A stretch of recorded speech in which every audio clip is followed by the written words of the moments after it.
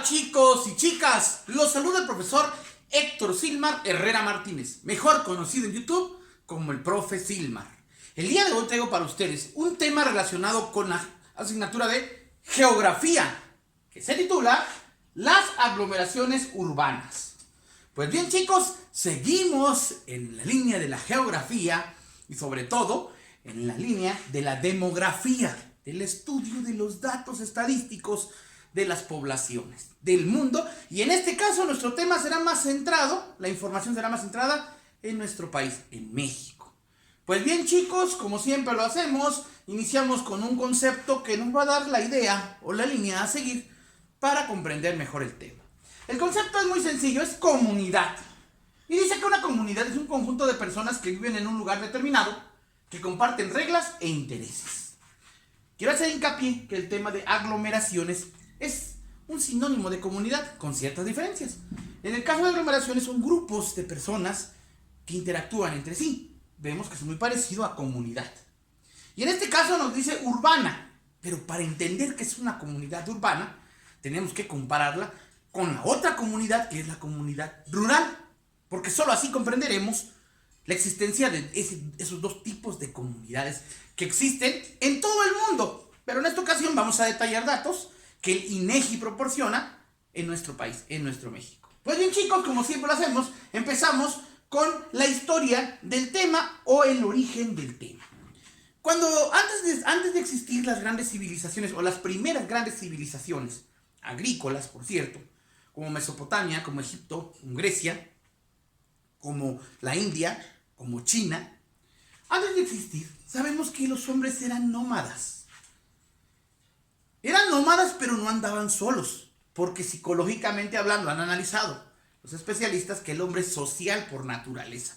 Es decir, no soporta vivir solo. Siempre tiene que tener la compañía de sus semejantes, de otros seres humanos. Además de que eso ayuda a procrear la humanidad, a que siga existiendo. Pero en este caso hablamos de que se necesita de la compañía siempre de otro semejante o de otros. En un principio, los hombres, los nómadas, andaban en hordas, así se llaman, hordas, o se llamaban. Eran grupos de nómadas, básicamente de nómadas, que compartían ciertas costumbres, ciertas creencias, pero que sobre todo su característica es que andaban de un lugar a otro consumiendo sus alimentos para sobrevivir. Después se formaron las tribus. Son grupos que, a diferencia de las hordas, en las tribus sí hay un líder. Había un líder que los mandaba, que los gobernaba. Aunque también se dice que algunas tribus fueron nómadas y otras inclusive sedentarias, se fueron dando ciertos liderazgos. Compartían ciertas características entre ellos o ciertos gustos porque andaban siempre juntos. Y después se puede hablar de los clanes. Los clanes son aquellos grupos humanos primarios, los primeros, que se formaron en base a familias, es decir, la descendencia. Aunque no queramos aceptarlo o aunque lo veamos algo tal vez no correcto, los primeros grupos humanos se relacionaron entre sí, entre familias, consanguíneamente. Es decir, entre hermanos, inclusive se llegaron a casar entre hermanas y hermanos para procrear. Esto ante ante el desconocimiento de la ciencia como tal, de todo lo que acarrea hacer un cruce de consanguinidad. Sabemos bien que es muy peligroso porque genéticamente provoca alteraciones en los recién nacidos. En este caso ellos no sabían eso. Sabemos que estamos hablando de hace millones de años y entonces los hombres no sabían eso. Simplemente actuaban casi como por instinto, porque aunque a diferencia de los animales, el hombre, que es parte del reino animal, actúa por razonamiento. En ese tiempo el razonamiento pues era muy limitado, ¿no? Entonces los clanes eran familias prácticamente, y todos eran familias y que andaban, algunos nómadas y otros sedentarios, de un lugar a otro, pero eran familias. Eso los distinguía de las tribus y de las hordas. Pues bien chicos, este es el antecedente histórico que nos está permitiendo entender de cómo después de eso se empezaron a encontrar tribus, hordas y clanes y se fueron relacionando al grado de formar las civilizaciones. Sabemos que son las grandes civilizaciones. A ese grado llegó el caso de formar las grandes civilizaciones, descendientes de hordas, tribus y clanes. Pues esas grandes civilizaciones en su momento fueron dando una organización política y social de su gente. En este caso, con el paso de los miles de años, se pudo observar cómo se fueron formando ya grupos, se empezó a dar la famosa división política entre los continentes. Esto ya estamos en una época más actual. Territorios, van a remarcar territorios, comarcas, que fueron generando entonces que ya los grupos vivieran de manera más organizada. En este caso, y hasta la fecha, se logró una separación de dos tipos de comunidad: la comunidad rural y la comunidad urbana. Es importante mencionar que tanto la comunidad urbana y la comunidad rural forman un lugar en específico, es decir, forman posiblemente una entidad, un municipio.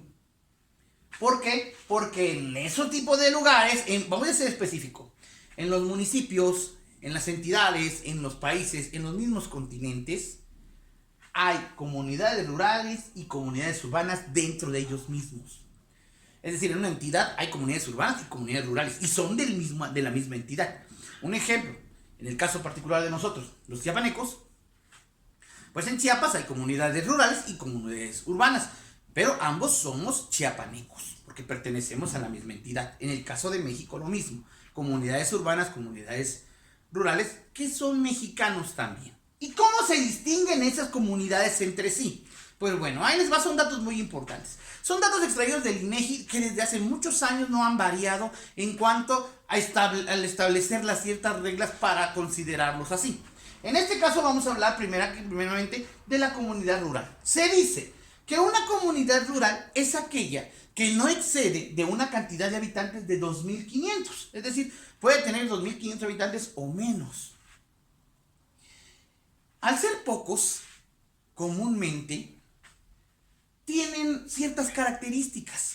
Algunos son casi parientes todos, o muy conocidos, se conocen entre sí, porque son 2.500 personas viviendo en un lugar determinado. Se dice, en datos del INEGI, que en 1950, según el censo de 1950, porque he de recordarles que los censos se hacen cada 10 años, como lo vimos en un tema anterior. En el caso del censo de 1950, la información que arrojó fue que hace tiempo el 57% de la población era rural. Es decir, la mayoría de las personas se concentraba en las comunidades rurales, también conocidas como el campo. Y le decimos el campo porque siempre están rodeadas de más naturaleza. Y es de donde extraen precisamente su forma de vivir. Pues bien, eso fue en 1950. Para 1990, 40 años después, resulta que ya solo era un 29% de la población que vivía en la comunidad rural. ¿Qué pasó con el resto? No se murieron, no desaparecieron, simplemente se trasladaron a la comunidad urbana. Y ahorita vamos a ver el porqué y los principales problemas que genera el haberlo hecho. Para 2020, que es el último censo que se realizó inclusive durante la pandemia, se arrojaron los datos que solo el 21% de la población de nuestro México, que son 129 millones de habitantes, solo el 21% de esos 129 millones de habitantes vive en las comunidades rurales, en el campo específicamente. ¿Y cuáles son los estados que tienen más comunidades rurales? Pues bueno, están el estado de Oaxaca, el estado de Chiapas, el estado de Tabasco, está Zacatecas, Hidalgo, San Luis Potosí y Veracruz. Esto no quiere decir que ellos sean exclusivamente rurales, tienen muchas comunidades rurales. Dentro de esas comunidades rurales inclusive tienen algunas comunidades originarias, de origen indígena, que tienen un legado cultural muy amplio. No todas, pero dentro de esas mismas comunidades rurales tienen esas características. Algunas no, algunas son de mestizos. En este caso no quiere decir que estos estados solo están llenos de comunidad rural, como en ocasiones nos equivocamos o se equivocan ciertos connacionales que piensan eso de nuestros estados. En este caso no. Hay que entender que en Oaxaca, por ejemplo, existen comunidades rurales y existen comunidades urbanas. Pero en todos lados son oaxaqueños en este caso. Lo mismo en Chiapas, en Tabasco y en el resto de los países. Pues bien, vamos viendo entonces acá los datos reales que el INEGI nos proporciona. Ahora vamos a ver el porqué de las comunidades rurales. ¿Qué características tienen? Además de ser que son menos de 2.500 habitantes. Pues ahí les va. Las comunidades rurales o el campo, como le llamamos comúnmente, se dedican principalmente a las actividades económicas primarias. ¿Cuáles son estas? La agricultura, la minería, la ganadería, la pesca. Esas comunidades se dedican a eso porque tienen en su entorno eso. El campo, el mar y las minas, los cerros. Entonces todo eso lo pueden extraer de ahí. Estas comunidades rurales, eso es lo que los mantiene. Y ojo, la importancia de una comunidad rural es que no solo se mantienen ellos, mantienen también y proporcionan alimentación a la comunidad urbana. Y he ahí su importancia, y he ahí la tristeza de ver que en lugar de aumentar la comunidad rural, disminuyó en México. Y es importante mencionarlo porque hemos visto algunos temas también en geografía, como por ejemplo el desarrollo sustentable y sostenible, donde nos habla que debemos de buscar ya la vida en el campo y no en la ciudad, para poder contrarrestar un poco el daño ecológico que estamos haciendo. Pero tal parece que en datos reales no se está dando todo lo contrario. Bueno, aparte de las actividades económicas primarias, nos dice que en una comunidad rural tienen servicios básicos de salud y educación. Cuando decimos servicios básicos, es decir, tienen posiblemente un dispensario médico o una pequeña clínica que no practica cirugías, obviamente, que únicamente da consultas generales, algunos medicamentos, no todos. En el caso de educación, pues tienen escuelas tal vez hasta la secundaria en algunos casos. Hay algunas comunidades quizás que puedan tener preparatoria, pero ya dejan de ser rurales en este caso. Son comunidades que tienen escolaridades de preescolar, primaria y secundaria. Incluso manejan algunos conceptos como el famoso CONAFE, que son chicos becados que van a las comunidades alejadas a dar clases. ¿Por qué? Porque en ocasiones resulta para el gobierno mucho más caro pagar a un maestro titulado, pues porque son pocos los niños que asisten a las escuelas, precisamente por la población que es poca. Son 2.500 habitantes, incluidos hombres, mujeres, niños, niñas, ancianos, de todas las edades. Bueno, nos dice también que tienen pocos servicios públicos. ¿A qué se refiere con esto? Son los servicios básicos que pueden tener. En algunas comunidades ya cuentan con luz y con agua potable, que son una minoría. Con teléfono, posiblemente, con el famoso teléfono rural. Son una minoría. En la mayoría de las comunidades rurales de nuestro país, algunos tienen todavía problemas de que no tienen luz eléctrica, no tienen agua potable, se proveen de los ríos y de los arroyos que tienen cerca, obviamente. Y en este caso, pues servicios de teléfono, de correos, pues carecen de esos también. El transporte es poco, es limitado, porque las mismas carreteras lo son.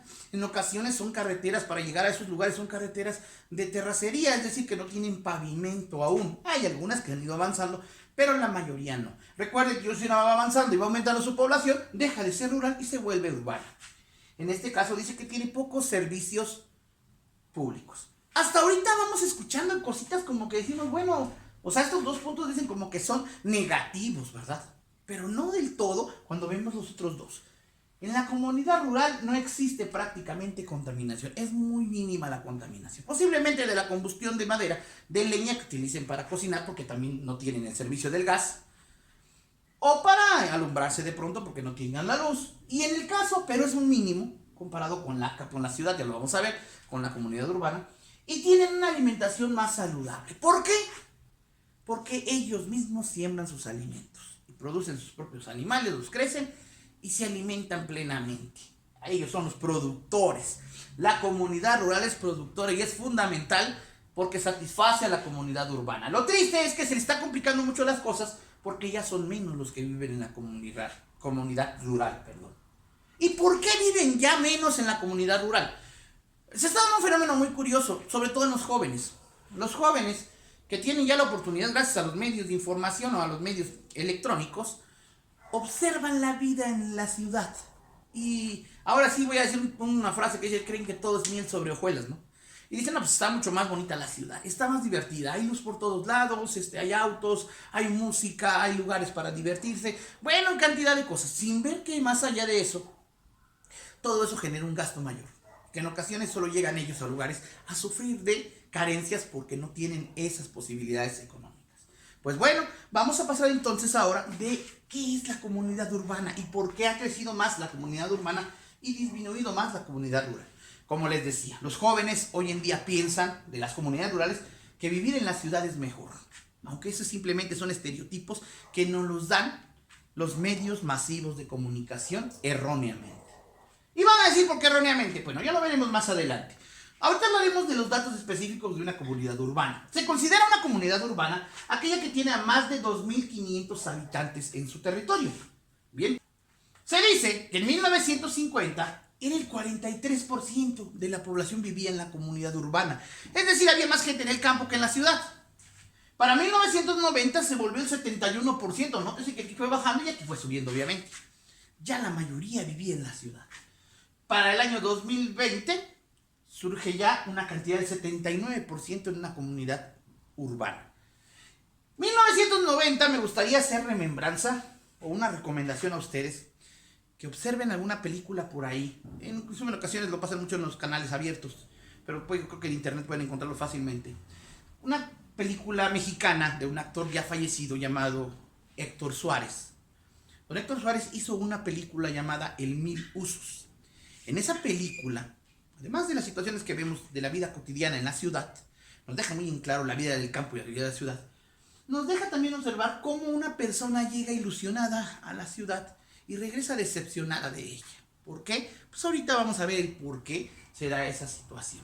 Bien, nos dice que las principales ciudades o las principales comunidades urbanas se encuentran en la Ciudad de México, en Guadalajara, en Nuevo León, en Baja California. Esto no quiere decir que los que mencioné aquí no tengan comunidades urbanas, pero acá en ellas hay más urbanas que rurales. No así como por ejemplo en Chihuahua y Durango, donde hay mucha comunidad rural todavía. En este caso vamos a ver de qué trata, cómo viven en la ciudad o cómo vivimos, porque pues algunos como nosotros vivimos en la ciudad.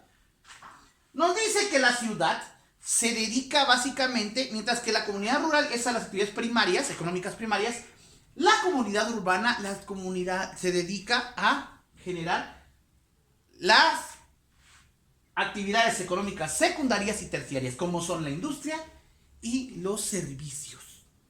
Las grandes fábricas están ahí y muchas veces son esas el gancho para decir a alguien de la comunidad rural: me voy a trabajar a la ciudad, a trabajar en alguna fábrica.